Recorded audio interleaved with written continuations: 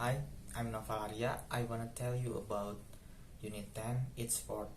I like sport, and jogging is the sport that I do most often.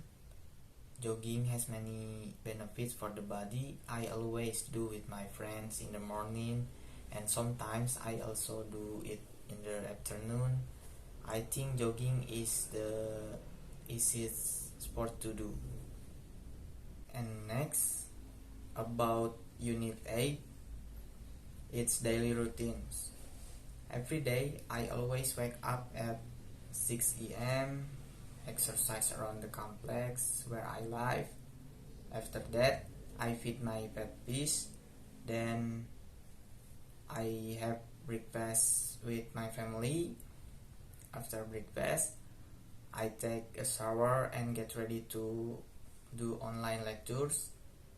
After college, I took a break to take a nap. After that, I do the assignment given by the teacher, sometimes until the evening. If the task has been complete, I play Mobile Legends. Until then, I get ready for bed. Thank you.